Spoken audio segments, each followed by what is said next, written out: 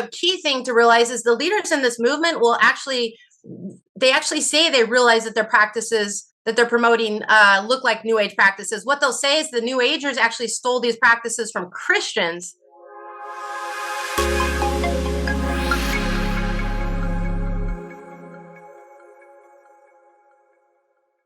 So you write about, I think, the New Age influences. How does that work in here? Because we know, obviously, New Age is more occult-based or occult-driven, and you mentioned mysticism, but I don't understand how apostles, prophets, they talk about evangelists, pastors, teachers. So apostles and prophets were supposed to be up higher authority, and everyone else is supposed to submit to them.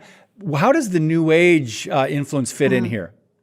Yeah, because so the leaders in this movement, they're claiming that every Christian should learn how to prophesy, heal the sick, and raise the dead. And if you're not, you're really outside the will of God. So what they'll say is the way you can learn to prophesy or heal the sick is to take part in what they call activation exercises, which have a lot in common with the type of activation exercises that are used in the occult or the New Age movement. Wow. To teach people like how to like psychics this is how psychics learn to be psychics and to receive messages from the spirit realm and things like that.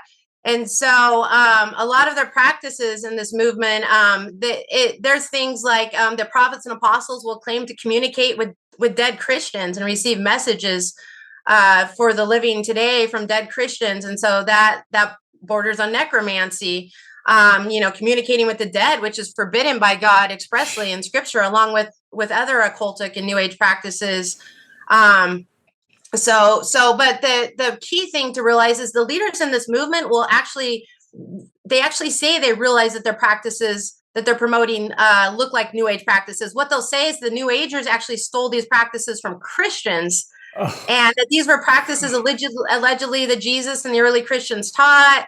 They forgot about them through the centuries, and now the church must redeem these practices and reclaim them as a tool to advance God's kingdom on earth. Wow.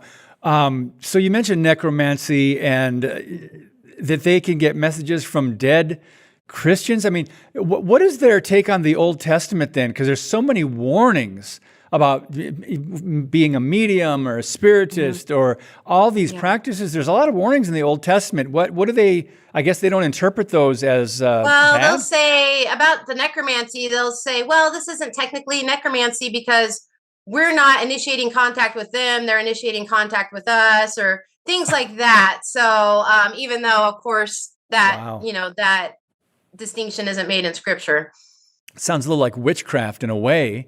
Yeah, there are a lot of similarities with witchcraft and the occult and the New Age. So it's very concerning to see these practices that are literally infiltrating churches, because there's these schools of supernatural ministry, like Bethel School of Supernatural Ministry, based at Bethel Church in Redding, California. That's the leading church in this movement today.